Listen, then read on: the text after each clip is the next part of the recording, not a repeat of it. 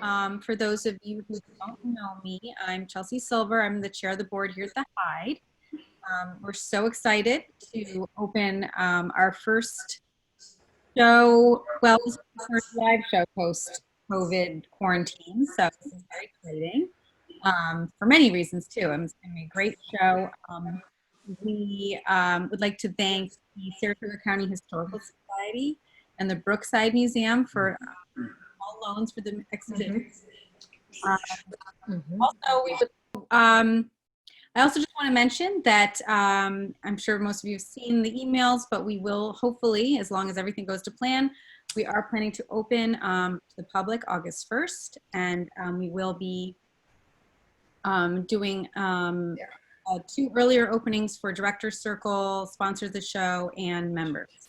So if you haven't seen the emails, keep your eyes out for them. And we will be doing online reservations for all the in-person visits to the Hyde for now.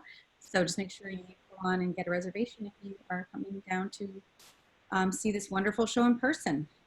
So with all that being said, I am going to pass it on to Jonathan Canning, our curator. And take it away, Jonathan. Good evening, everybody, and welcome. I'm delighted that we've got to this point to a Zoom, because that means we are very close to opening this exhibition. And I'm delighted that our guest curators for this evening are on the line with us. Caroline Welsh is a museum consultant, and she is someone you can't see, but her voice you may recognize, because Caroline has presented 2 exhibitions in recent years at the Hyde Collection. In 2016, she brought us the art of Alan Blagden, and in 2018, the paintings of Rockwell Kent from North Country collections. And Caroline is a fount of knowledge for the history of art and culture in the Adirondacks, after having an almost 25-year career at the Adirondack Museum at Blue Mountain Lake, where she was a curator for over 20 years, and in the final 4 years or so was the museum's director. So I'm delighted to reintroduce Caroline to you all. And someone new for you to meet is Richard Timberlake. He's the owner and proprietor of Timberlake Photo in Saratoga. Richard is a native of Ohio, but he came here, rather like me, I think, to find some peace and respite and beauty in the North Country, and discovered S Wooley. And so Richard is a keen historian of photography, very knowledgeable in the history of the technology as it developed in the 19th and 20th centuries. In discovering Wooley, he has made it his passion and his duty to remind us all of this local, regional photographer. And so in 2018, he published S Wooley, Adirondack Photographer, a book with Syracuse University Press. So we will have a discussion this evening that will introduce the exhibition. And of course, the exhibition will run from the 1st of August to the 3rd of January. So there's plenty of time for everyone to come to the Hyde to see it. Now, I am going to take over your screens with a PowerPoint presentation that will accompany the discussion. So to introduce you to S Wooley, he was born in 1867 to a farming family in Wilton. And so my first question is to Caroline, and perhaps Caroline, you could set the scene for us. What is this region like as Wooley grows up? Well, thank you, Jonathan, and good evening, everyone. It's wonderful to have another opportunity to bring an exhibit like this to the Hyde, particularly one that it has these wonderful photographs imaging an area that we all love. So to Jonathan's question, the time is after the Civil War. The late 1860s and 70s was a time of transition from family farms and rural poverty into an emerging world of industry and commerce, particularly in the Northeast and to a certain degree in eastern New York State. The Adirondacks, as many of you know, was America's third great wilderness. In 1869, when Wooley was 2, William H. Murray, the Boston Congregationalist minister, wrote a book called Adventures in the Wilderness. And this book, as again I'm sure many of you know, initiated a tourism boom in the Adirondacks. So when the Wooley family moved from Wilton to Saratoga Springs in 1879, Saratoga Springs was one of the premier resort towns in the northeastern United States. And again, in 1884, by the time Wooley was 17 years old, he moved to Ballston Spa, which was not too far away. But at that time, it was known for its medicinal springs and spa culture. It also was a tourist destination, and according to a local historian, each succeeding summer brought a constantly increasing number of guests, and wealth began to flow into the coffers of its citizens. Ballston Spa continued to thrive when the springs began to fail after the Civil War, thanks to the railroad, milling and manufacturing industries, tourism, and commerce generated by being the county seat. So Wooley, in this relatively short period of time before he was 20 years old, had moved from a poor farm boy to a professional businessman. So artists have been coming to the region by the time of Wooley's birth for about 100 years.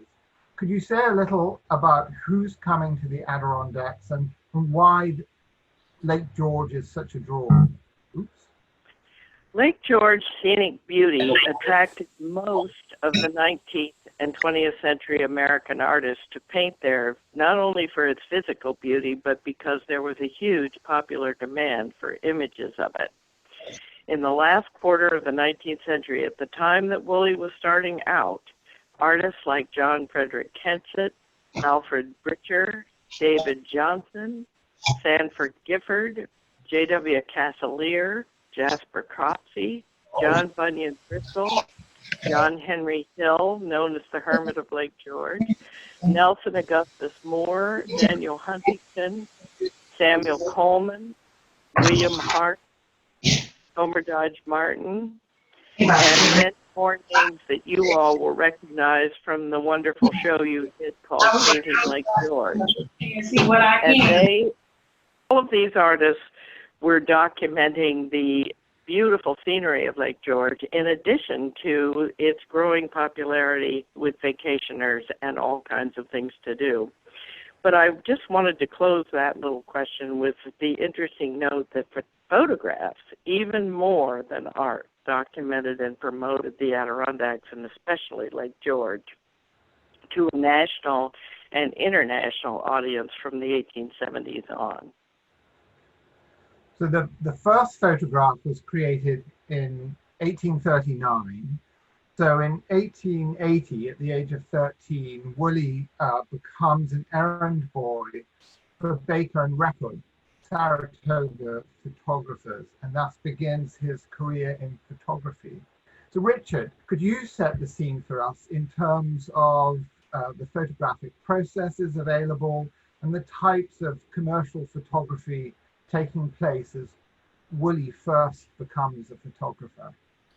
Yeah, when Wooley first stepped into the realm of commercial photography, early on he traveled with Seneca Ray Stoddard. I think it's well documented, and he traveled through the Adirondacks with him shooting. there were times when you couldn't tell the difference between a Wooley photograph and a Seneca Ray Stoddard photograph. And at that time, it was a wet plate process. What that means is they had to not only carry their cameras in to shoot, but they had to take all the chemistry, the glass plates, and do the coding and processing of their images on the spot. Once they coated the glass and shot the photograph, they had to process it within 10 to 15 minutes. If that wet plate would harden, it would ruin the image. And so not only did they have to go in and set up and frame the image and the composition, they had to have a good eye, but they also had to be a good technician. And this was not for the faint of heart because the amount of things they had to travel with. Wooley was somewhat fortunate in that the wet plate process faded pretty quickly when the Eastman Company out of Rochester patented the process by which they coated glass plates, pre-coated them, hardened them, and boxed them and sold them. And so it made it so much easier. When you see this picture that you're looking at now of Wooley, he's holding a slide, a dark slide in his hand. Looks like a 5x7. And at that point, he was using pre-coated glass plates that he could shoot, just like film, that we know or have known in the past, and then at his leisure go home and process it, proof it, and print it. So he came into photography at a time where what also happened was the wet plate cut down on the exposure times. You saw in the Civil War and back in that era where they used frames to hold people's heads still because the exposures could be 2-3 minutes. The wet plate cut them down to 2 to 3 seconds, and then the pre-coated ones, what we would think of an ISO speed of a film would be 20, maybe 50, which was slow to us, but very, very doable for him. And so, so if you look at this closely, he has the technology of the camera at that point was a handmade, crafted, mostly mahogany, beautiful cameras, but bulky. And in the box below on the right is probably all his pre-coated plates. And so with this new technology of just being able to buy these plates, shoot them, take them back, and process them, that allowed him to go out and shoot portraiture. He shot tons of portraiture. He was the Boston Spa High School photographer for years, shooting all the graduates, all the athletic teams. That was a steady flow for him. And also, he did train wrecks for insurance purposes, and we have documentation where he was called in to testify in court cases because he would be first on the scene of these accidents. And so there was in this newfound technology of photography, you had to be a chemist because of all the darkroom work also, and the stuff all these chemicals and things that came out of Rochester. I'm sure they had spec sheets like we were used to, but a lot of it was just pure, experimental and making sure, the exposures and the chemistry and everything came together to make a nice photograph. And he mastered it. We can see by the photographs that we've seen. He was really good at it, and he had the eye for it. So, in the exhibition, we have an example of the camera in this photograph of the young Wooley. And then we also have a number of these Alvista cameras. Could you say something about the development of the camera and these that are now on the screen are clearly handheld as opposed to tripod? Yeah, and it was a big, big change because everybody had to use a tripod. There was no way getting a good, clear, sharp image without stabilizing your camera. And what happened from the glass plate, the pre-coated glass plate, came the celluloid film that was pre-coated and flexible film. And these cameras, as you see here, these are Alvista cameras. And they made several models, as you can see. The one on the right is a 7E. The one on the left is called a Baby Vista. He used a 5B. The one in the center is pretty much what he used to shoot his photographs. But this made just photography so much easier to use roll film. And I'm sure if you've been around and you used film in the 70s or 80s, these were on spools that you would pull across and turn the dial and then pull the film across, and very primitive cameras. But at that point, you could use handheld some of these cameras. And the Alvista, you would still, what we've seen of him, and you'll see in the exhibit, all the panoramics were shot on these cameras. And I'm sure those were shot on tripods because, 120 years later, these are as sharp as a tack. I mean, they're gorgeous negatives. The exposures are correct. They're sharp. And so this made photography, it took it to a more, an easier level for the professional to use. One of the things that first caught my attention when you proposed the exhibition for the Hyde is the story of Wooley as the young local boy from a poor family who takes up a new technology and then really succeeds as a businessman while staying within this region and even becomes a world traveler as a photographer. And one of the things we have been keen to do at the Hyde in recent years is to encourage the creative economy of our region. So let's look a bit, Richard and Caroline, about Wooley's life as that commercial photographer. And in the exhibition, you refer to him as a village photographer. So Caroline, could you define what a village photographer was?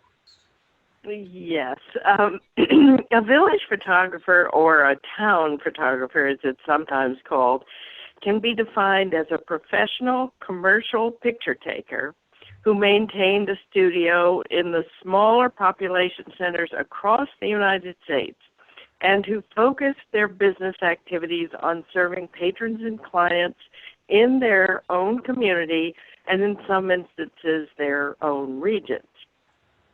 Their legacy is the visual record of place, often more valuable to the social historian than to the art historian. Some, like Wooley, expanded their services to include travel within their regions and beyond. And in the Adirondacks, there were a number of successful local photographers who were contemporaneous to Wooley. The most notable was Seneca Ray Stoddard of Glens Falls. He was 20 years older than Wooley, and he enjoyed really good commercial success for the illustrated guidebooks and maps that he made, as well as artistic renown for his exceptional landscape photographs. Wooley learned a lot from him. As Richard alluded, he did spend a good bit of time with him, and he could be considered his mentor. Other more immediate contemporaries included Ernest Amadon in nearby North River, Henry Beach in Lowville and Remsen, William Colliker in Saranac Lake, who was also a Kodak salesman, as you'll learn in the exhibit. Wooley was too. Fred Hodges in Blue Mountain Lake, a man named Fillmore in Whitehall and Lake George, George C. Baldwin of Keysville, and his brother George W. Baldwin of Plattsburgh and Saranac Lake. There were women, too, marvelously enough, including Catherine McClellan of Saranac Lake and the Sexton sisters of Hague, who were also multifaceted and very active photographers. There are no records of much interchange between Wooley and his fellow photographers during his lifetime. Most were not as successful as Wooley. All had varying degrees of talent and skill, but few traveled as much as Wooley did. Wooley focused more on most of them let me go back to the village photographer, focused mostly on everyday life and more that rather than on the scenery.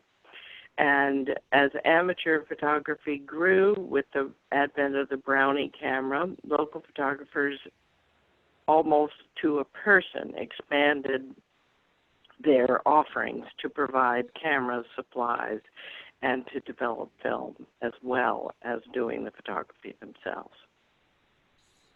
Now, portraiture was a staple of all commercial photographers' business, and Wooley was no exception. Caroline, could you talk a little about the importance of photography at this time, its significance in the community?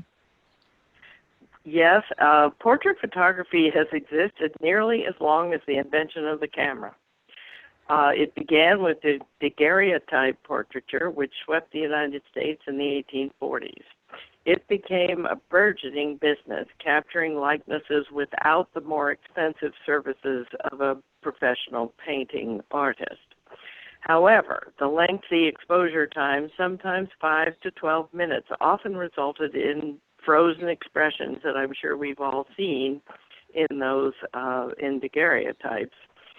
And sometimes those are less flattering than a painter could produce.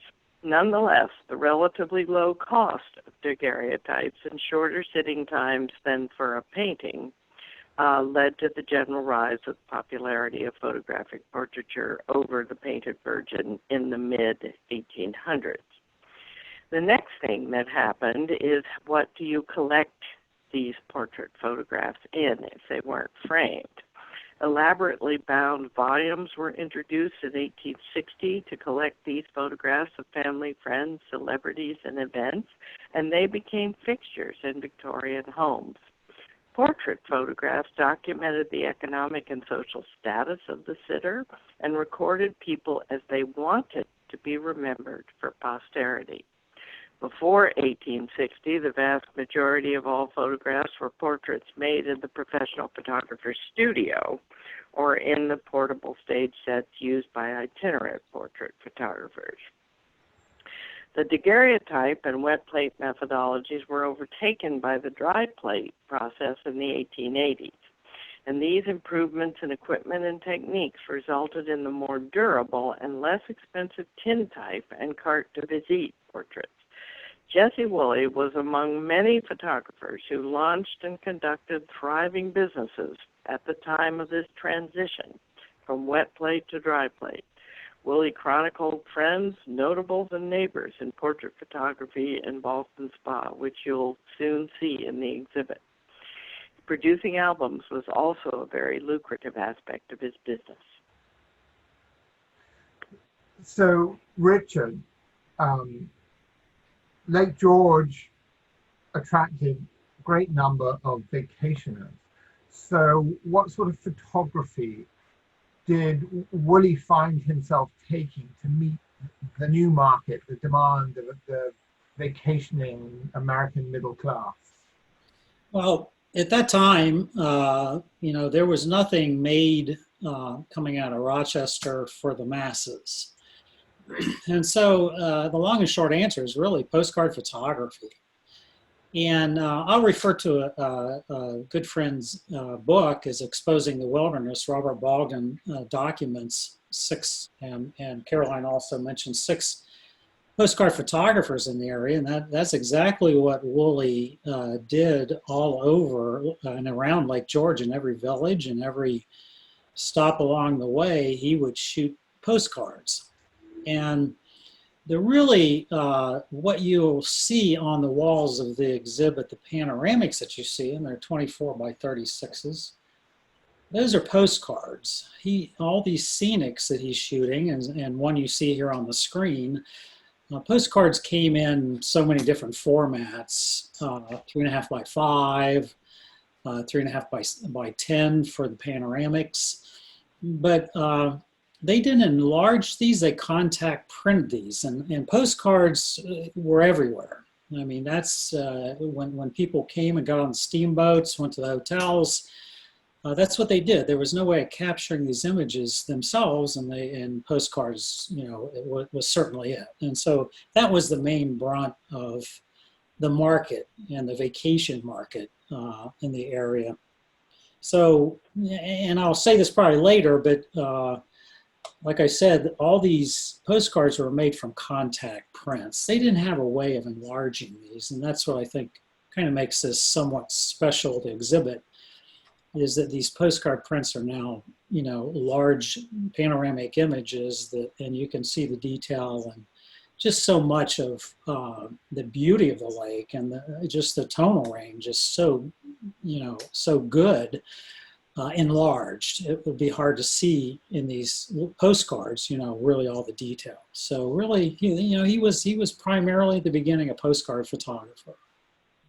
So you've introduced him as a landscape photographer for the postcard market, but I know that he was engaged by the Silver Bay Association for 10 years or so? Yep. What sort of photography did he take for them? Well, it was a variety. I mean, he was considered, I think he was the second staff photographer hired as a full-time photographer at the Silver Bay YMCA. He spent the summers there. He had his own studio there, a place to process his films. And so he was a shooter, I mean, every day. And there are just hundreds of images, that we found. And he would shoot every group from, they rotated the groups through every week or two from all over the country.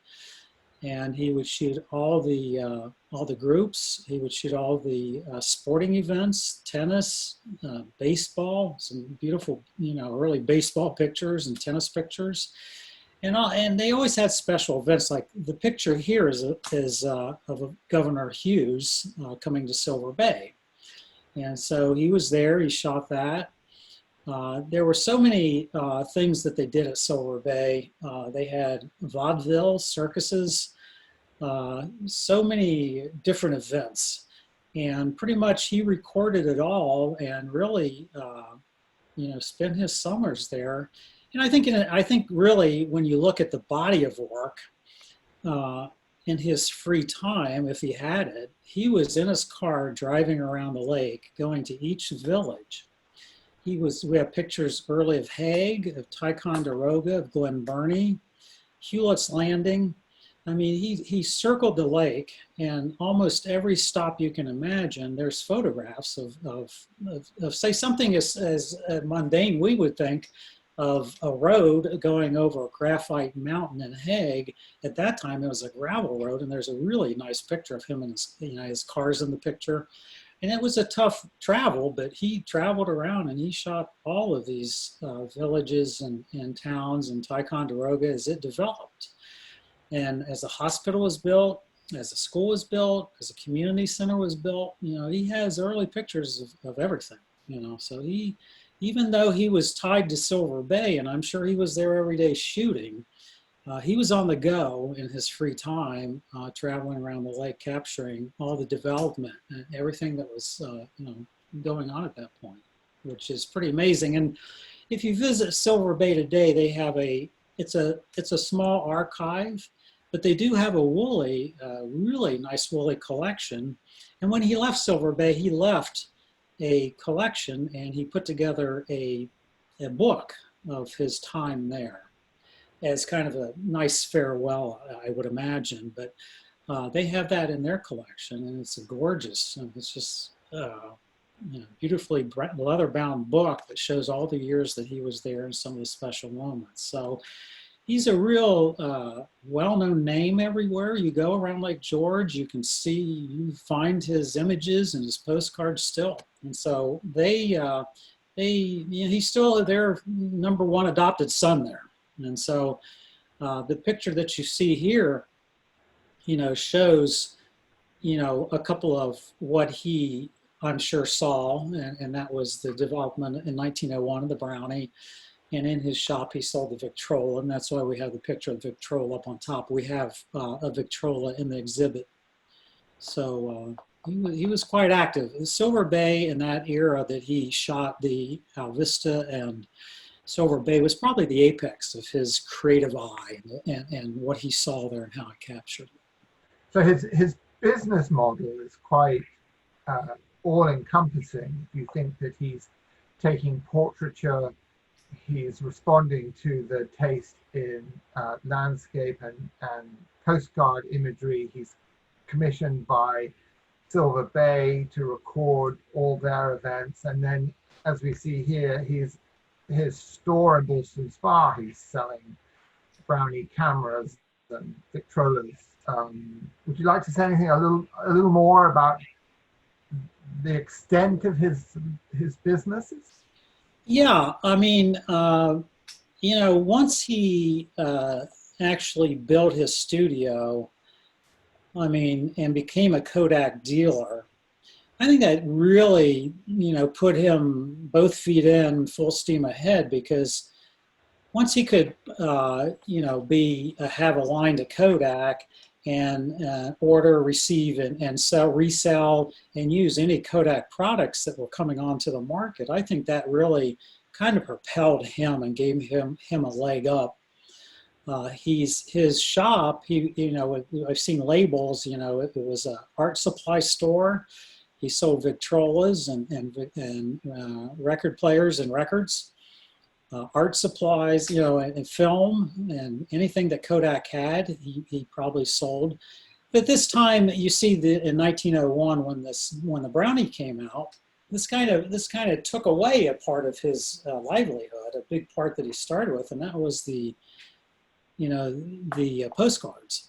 They just pretty much disappeared because everybody could shoot their own. And so what he did is he started taking in films, processing, proofing, and printing for all the vacationers and the people coming up to Boston Spa and Lake George.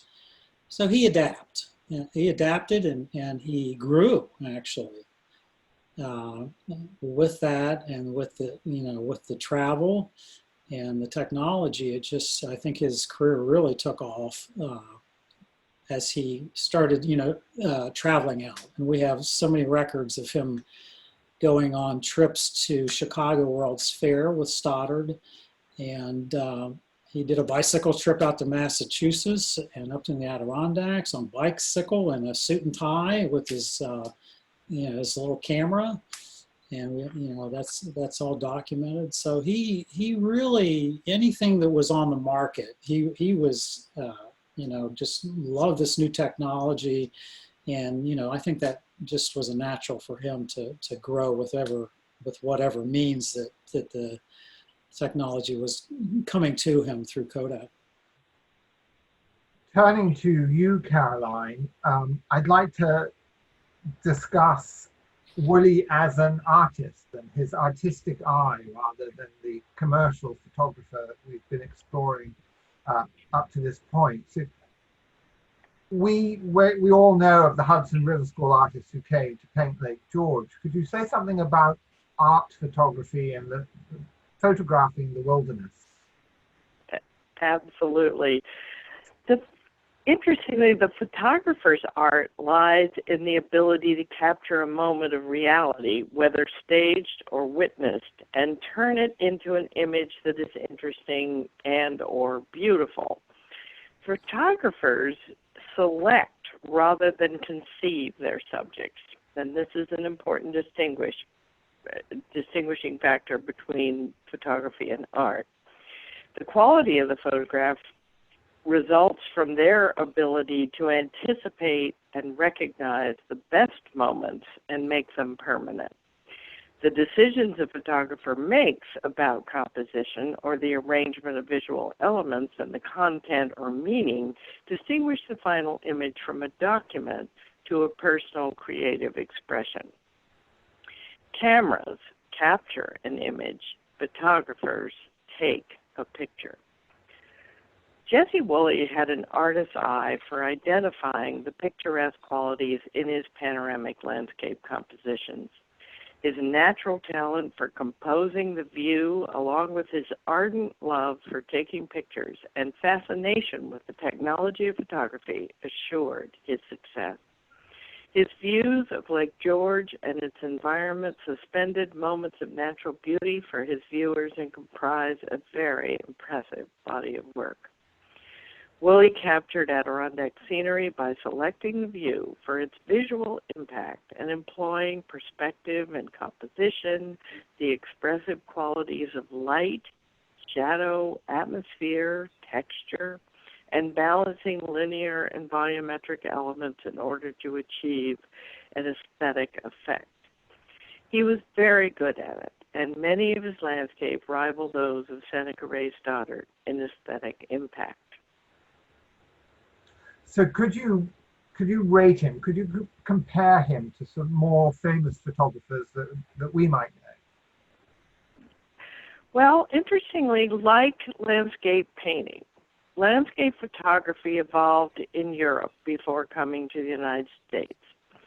A true landscape photograph can be defined as a view or scene of nature as the primary subject, expressing ideological meanings assigned to it by cultural assumptions. Americans' appreciation of nature as a work of art in the mid-1800s and the rise of American landscape painting were essential to the development and expansion of landscape photography. Landscape photographs were made in various formats, including formal photographs, think Ansel Adams, and wide format or panorama photographs, and more commercially oriented stereographs and postcards. Wooley and his contemporaries recorded the beauty of their natural world in all these formats and in a marvelous diversity of subjects, from the mundane to sublime. Many of these images were made to be picturesque mementos for vacationers. But the photographers also made certain aesthetic choices in the views that they selected to capture on film, and as such elevated some of their images to subjective renderings of moments in time or compositions with pictorial conventions similar to paintings. Of his near contemporaries, the most famous art photographer were Seneca Ray Stoddard and Alfred Steedlitz. Seneca Ray Stoddard's greatest achievement as a photographer was his landscape and scenic work. Stoddard imbued his photographs with light and composed his views with a painterly eye. The sky and atmospheric light are as much the subjects of his photographs as are the still waters and the sharply delineated landscape and objects.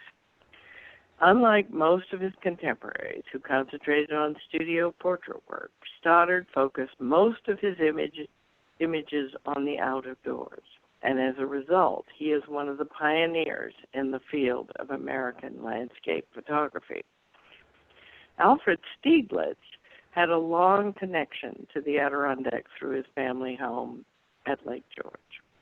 In the late teens, he began, same time Wooley was there, he began experimenting with subject matter, theorizing that photographs did not have to be about something. For 15 years, beginning in 1922, he produced hundreds of 4 by 5 inches images of clouds, sky, and sun above Lake George.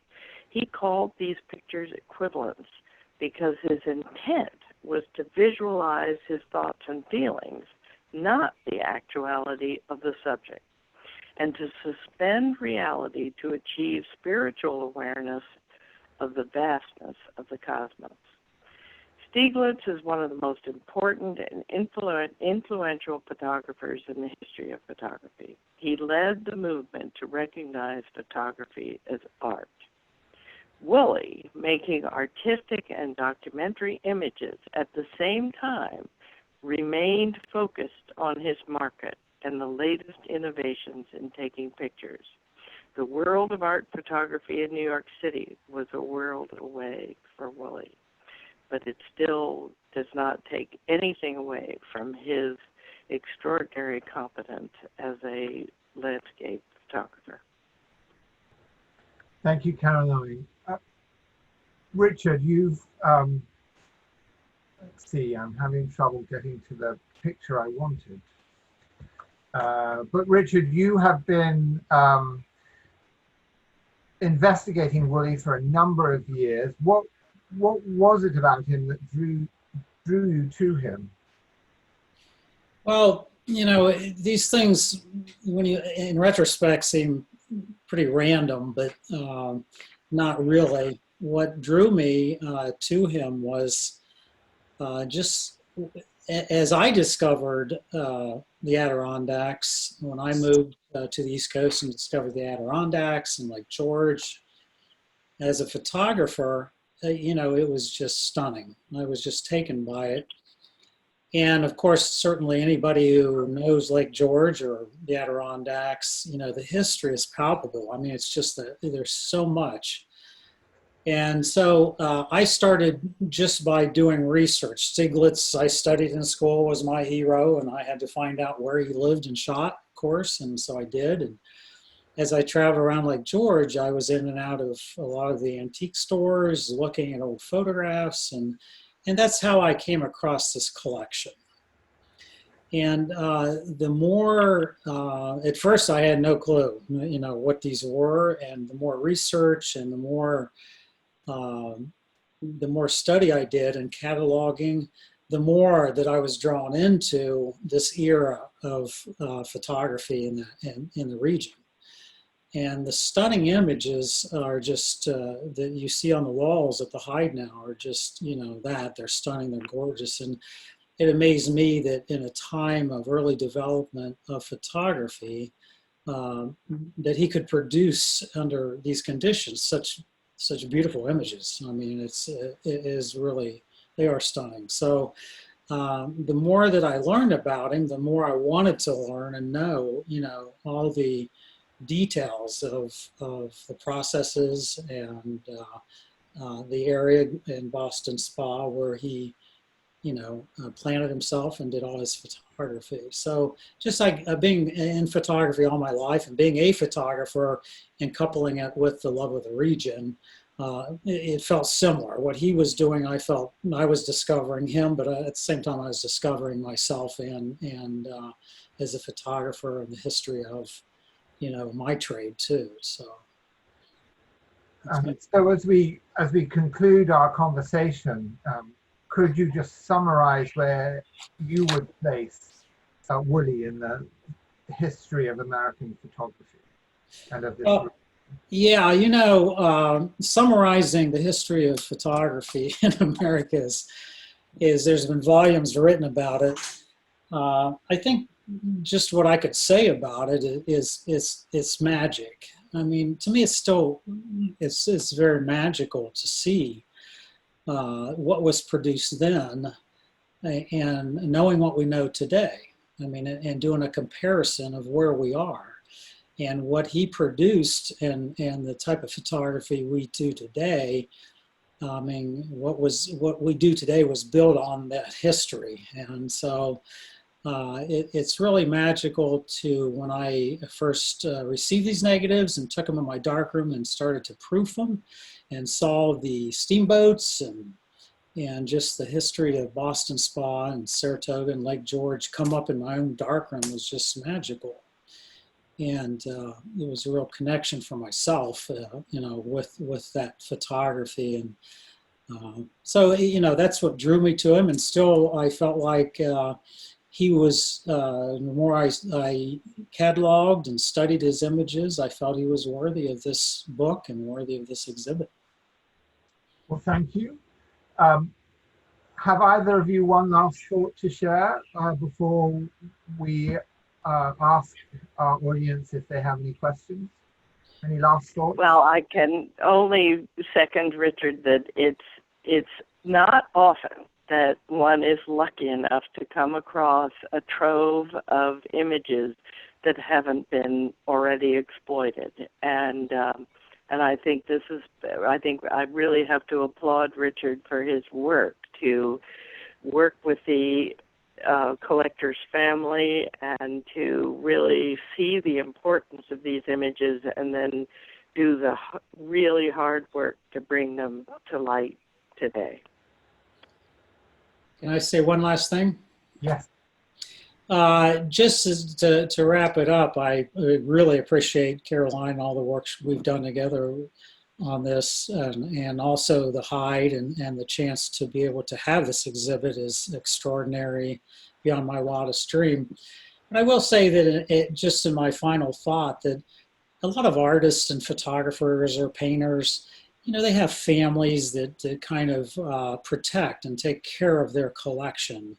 And once the artist is gone, they either have a foundation or a museum, or kind of like Chapman Museum, the Stoddard, and the Hyde has done the same thing, and it's taken care of. And Wooley did not have that, and that's what we really tried to find his family. We reached out for weeks and months and did talks and tried to find someone related, and no one ever showed up. So his work is scattered to the winds, and it's in the Adirondack Museum, it's on eBay, you still see it everywhere.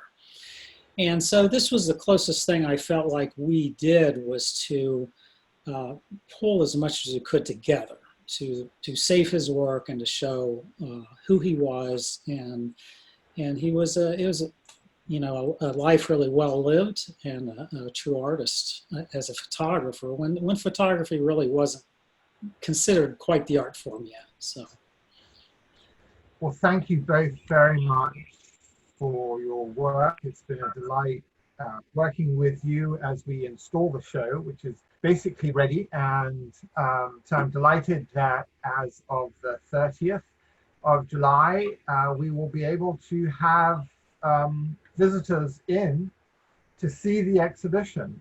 I do want to remind everyone, before we go to questions, that you will need to reserve a timed entry slot. So we're allowing up to 4 people in the museum every 10 minutes, and you can make that reservation via our website. But you may be disappointed if you just show up at the museum as you are used to doing. But we are, as we reopen, trying to keep the numbers low and making sure that everyone is safe and comfortable with the experience. And as I said, the exhibition will run to the 3rd of January, so there is plenty of time. Also, the Hyde House will be open, so the permanent collection will be available, as will our contemporary collection in Fibers and Schmidt. And we also have the Images of the People Russian lacquer painting exhibition open and installed in Hook's Gallery. So there's a full facility, a full museum to return and visit and enjoy, and we can't wait to welcome you. So Melissa is going to watch. If any of you want to ask a question, wave at the camera. I see I'm in a very gloomy looking room. Wave at the camera, and Melissa will unmute you and you can ask a question, or if you don't have your camera on, you can type a question into the chat function and you can find chat at the bottom of your screen. So thank you, everybody. And does anyone have any questions?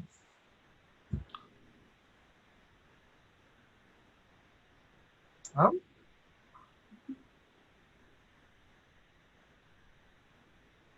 Is that it then? I think they covered so much so well. Oh, Sue? Melissa, can you unmute Sue? There we go. Can you hear me, folks? I'm interested to know if you feel that Wooley was more interested in preserving the scenery and the history and the culture that he used as his subjects, or was he more passionate about using the technology and the craft of doing the plates and having the best exposures and that sort of thing? Was he more an environmental, nature lover, or was he more the artist and craftsman? What's your impression? That's a great question. Good question. I think, Richard, you want to start on that one? That's a tough one because it's so closely intertwined. I guess from my standpoint, I look at him from a photographer standpoint that he shows he loves technology. He was one of the first ones to have a car, a bicycle, a refrigerator. He was always looking. He liked toys, and that's he liked that. But also, I think he had a definite eye for what he was seeing, and he knew how to compose it. He knew how to. When you look at these images are not cropped or manipulated. They're raw images. They're right off the negative. So I think you can have both, in my opinion, because I feel as a photographer, I'm the same way. I love the new stuff, but when you're out on Lake George or around in the Adirondack shooting, you're in awe. You're like just in awe of what you're seeing. So you are an artist. You become that, and you strive for that picture that he has captured, and hope that you can show it in that same light. So I don't know. It's a little bit of both, I guess. I'm sure.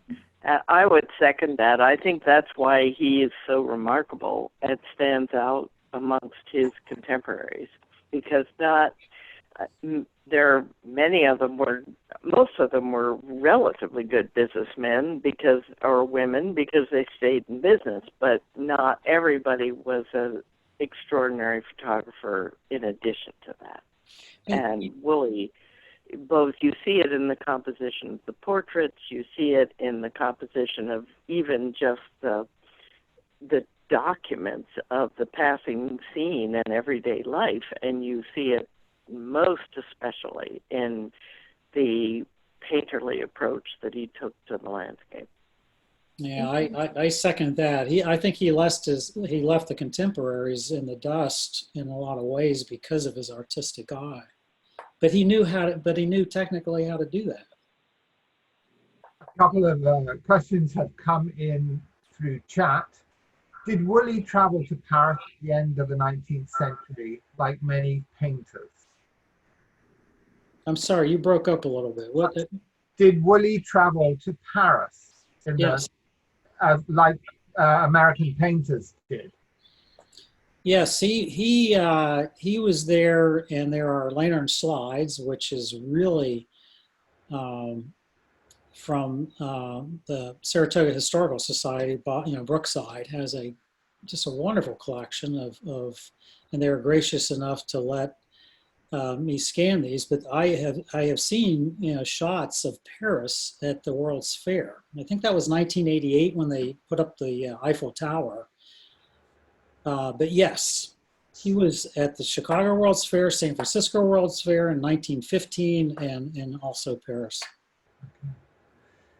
Did any of his family members become photographers? No. I mean, his immediate family, his daughter Marion did not, and his son Carl inherited the business. Wooley retired to Florida. His son Carl took over the business and kind of drove it in not a good place and turned his studio into an antique shop. So no one really, and there was really firsthand interviews that I've had with folks who knew Carl, the son, who had some complaints about spending so much time in the darkroom doing processing and the dirty work of the laboratory work for his dad. And so I think he wanted out of that. He created out of the studio an antique shop in the end. So you showed us that he photographed visitors like Charles Evans Hughes, who visited the lake. Did he cover any celebrities visiting Saratoga Springs? He did. There were a few that came through Saratoga and Boston Spa, and I wish I could tell you the names off the top of my head, but there are photographs of a very famous boxer of that time, and he stopped in Boston Spa, And Wooley must have grabbed his camera and grabbed him because he has some wonderful photographs and postcards of this very well-known boxer. And I've read some stories. I wish I could remember his name, but there is a picture under one of the cases in the travel section of the exhibit from Brookside that shows the boxer that he shot.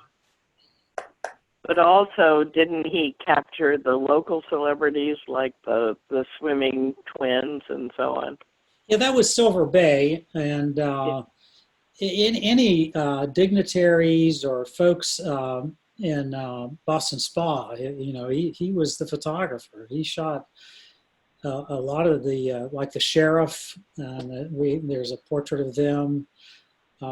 They did put on plays and a theater group. He shot, ads for all the theater groups. This is all in the Brookside Museum. So, yeah, he, and up at Lake George. And he got President Taft. Wow, thank you. He was in Plattsburgh for the parade, and President Taft was there at Lake Champlain. Yeah. There's images of him shooting them also. Well, thank you very much.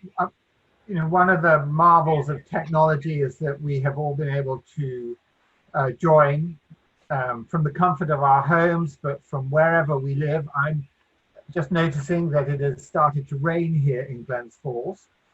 But there's nothing like seeing the original. And I can't wait to welcome you all back to the Hyde as of August 1st. So thank you all for joining us tonight. We really appreciate your support as members of the museum's Directors Circle. It's incredibly important and valuable to us that we have your continuing support. I hope to see you at the Hyde very soon, and really do hope that you enjoy this exhibition.